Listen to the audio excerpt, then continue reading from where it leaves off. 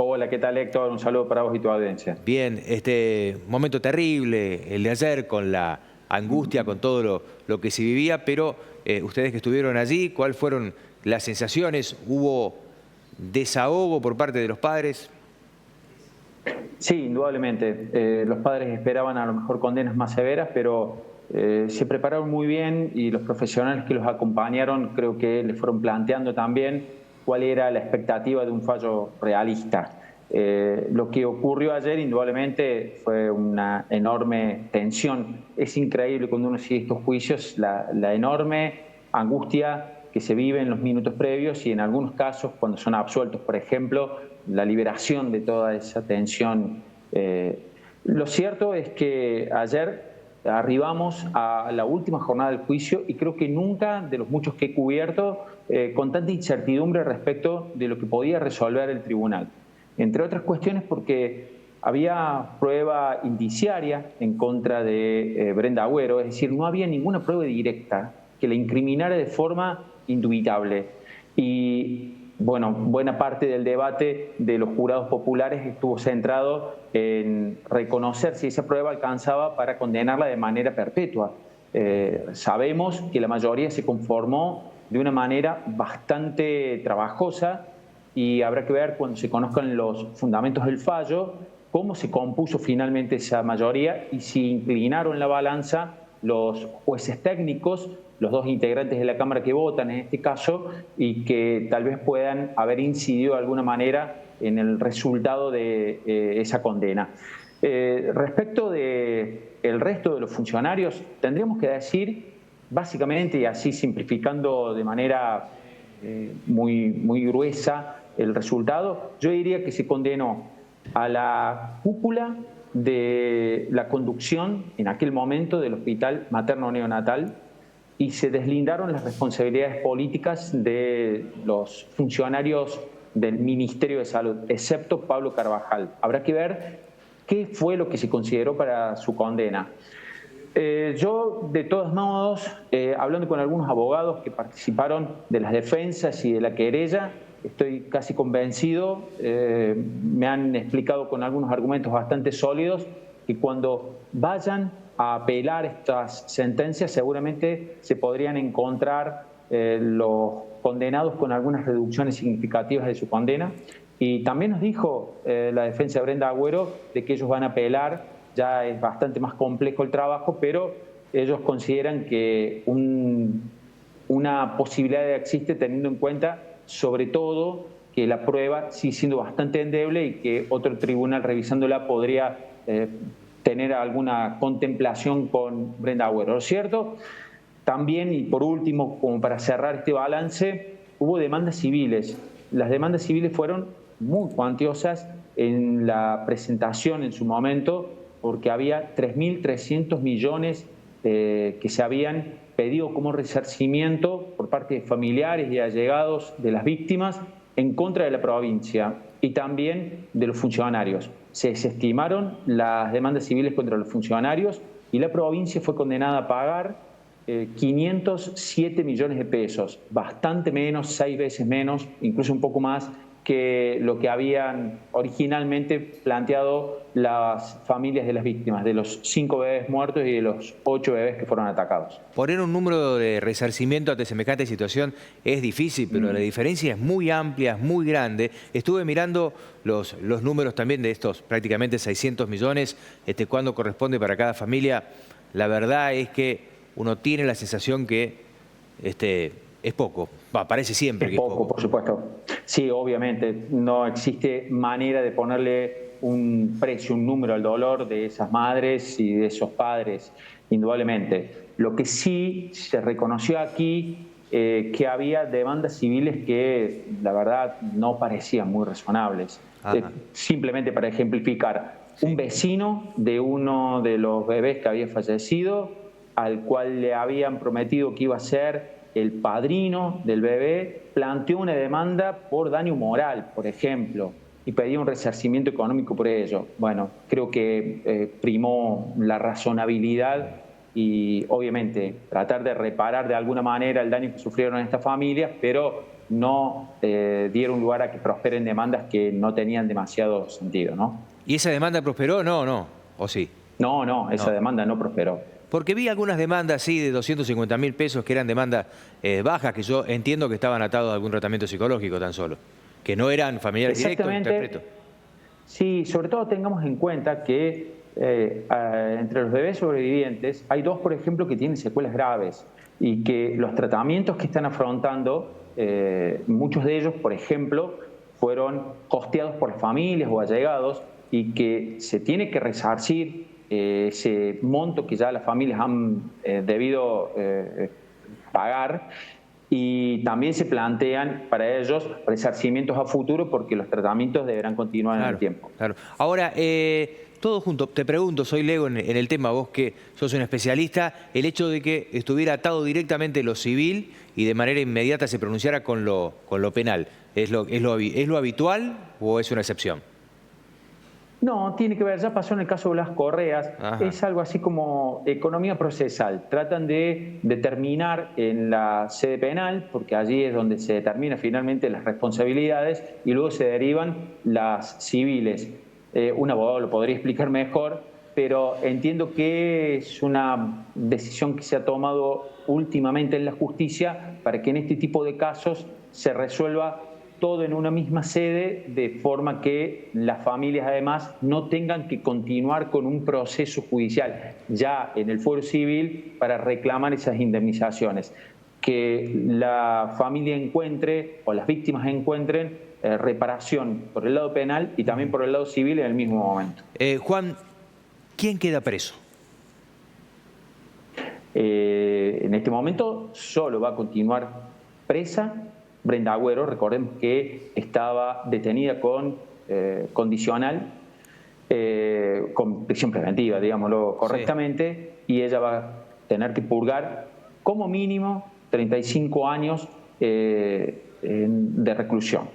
Liliana Asís estaba también con prisión preventiva, la acusada de forma domiciliaria por su edad y por algunos problemas de salud, pero al haber planteado su defensa, que en el caso de que hubiera una condena iban a apelar, ahora hasta que no quede firme el fallo, ella podrá gozar de libertad. Es decir, la libertad ambulatoria que no tenía ahora, la tendrá después de la sentencia, a pesar de haber sido condenada.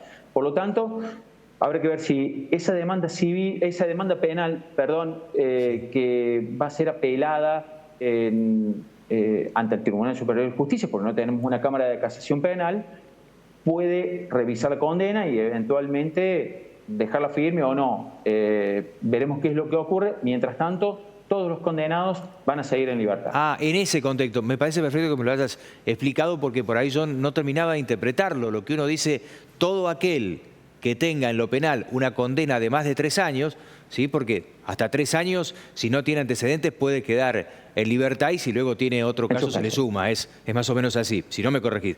Pero, claro, pero todos tienen más de 3 años. Entonces yo no interpretaba el por qué quedan libres. Claro, quedan libres por un tiempo hasta que se despidan con respecto a lo que es su situación en instancias que le siguen, ¿no? Exactamente, básicamente, y retomando la noticia anterior con la que abría en el noticiero, sí. Cristina Fernández solo quedó firme la condena cuando la Corte Suprema de Justicia de la Nación finalmente confirmó el fallo de la instancia anterior. Bueno, en este caso habrá que ver si el Tribunal Superior confirma o revé las condenas que se aplicaron ayer a los funcionarios, y en ese caso seguirán libres si resultan considerados inocentes en la otra instancia, o se les reduce la pena, y si no, deberán cumplir la prisión efectiva en el caso de que el tribunal confirme la sentencia de la Cámara Séptima que escuchamos el día de ayer. Juan, por último, quiero que compartas, si querés hacerlo con nosotros.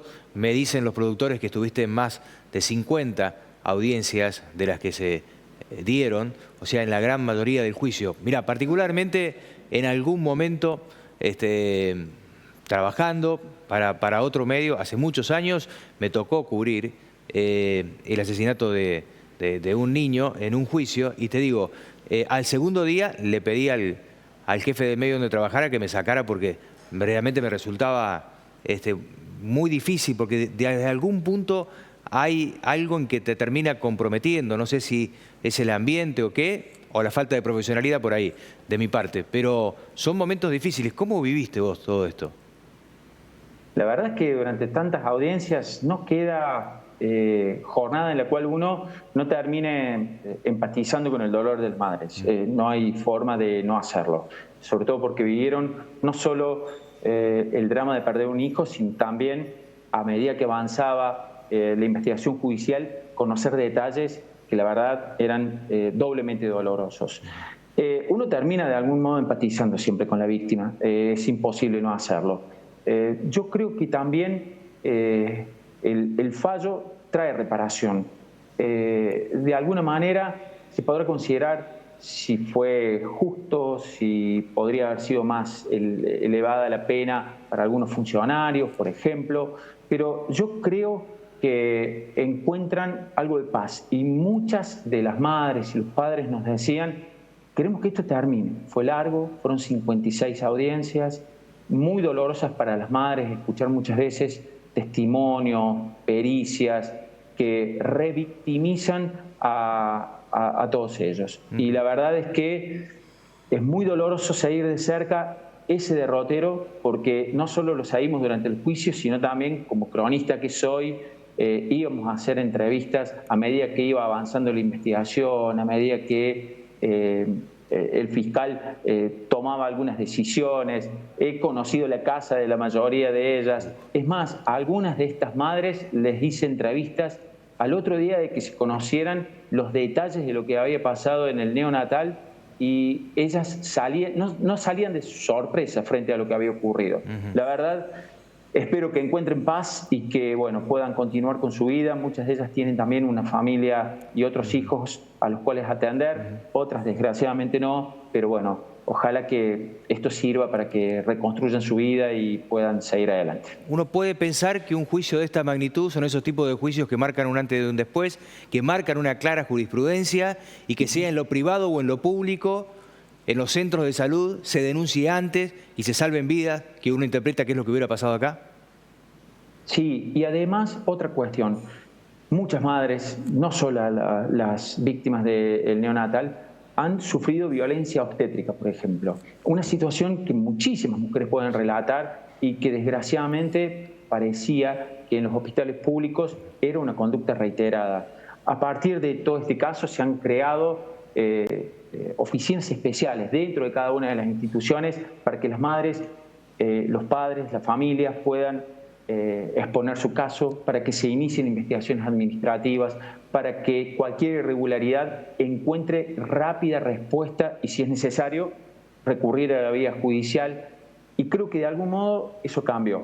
Esperemos que se mantenga en el tiempo y que un caso como el del neonatal, gracias a algunas de estas medidas y fundamentalmente a toda esta experiencia tan dolorosa, no se vuelva a repetir. Esta mujer, Brenda Agüero, lo que nos llegaba a nosotros, pero no estábamos todo el tiempo ahí, fueron situaciones en particular que salió a explicarlas con respecto a una risa con cierto cinismo, que después explicó que no era por eso, que era por nerviosismo. Pero vos que estabas ahí, que veías todo el tiempo sus actitudes, ¿con qué te encontraste? Me parecía rara su actitud. La verdad es que creo que recién ayer la vimos quebrada. Uno imagina que una noticia como esta obviamente lo hace, pero todo el proceso lo transcurrió, yo diría, por momentos, y era un comentario, y es solo un comentario, solo una apreciación. Parecía no estar demasiado consciente de lo que se estaba jugando en cada una de esas audiencias. Lo de la risa, yo entiendo a las madres y ellas reprochaban que lo hiciera. Brenda Agüero lo explicó a través de sus abogados. Ella siempre, cuando entraba a la sala, miraba hacia atrás. Su madre la acompañó en cada una de las audiencias y ella dijo que le sonreía a su mamá para dejarla tranquila y hacerle sentir que estaba bien. No creo que haya habido un gesto cínico, ojalá que no. Parece bastante creíble la explicación que aportó a través de sus abogados. Pero la verdad es que creo que ayer terminó de reconocer lo grave que es su futuro. 35 años mínimo. Presa no es para nada poco. La última, Juan, y te saludo. Como bien dijiste en el comienzo del informe, en este proceso y sobre todo en lo que fueron las últimas horas, donde se dirimía la culpabilidad o no de los 11 imputados, el tiempo de fuera fue largo y generó una expectativa en el cual acá no había término medio, específicamente para ella. O era perpetua o quedaba en libertad. Esa era la sensación que teníamos desde afuera, Sí. ¿verdad? Ahora, Sí, era así. Es así, si no, y en algún momento, justamente como corrían las horas, se pensó en esa posibilidad, porque lo empírico, digamos, no tenían esa prueba empírica. Lo otro, la sumatoria, era todo indicadora, digamos. Pero cuando volviste a tu casa, cerraste la puerta, ¿tu sensación fue, ¿se hizo justicia?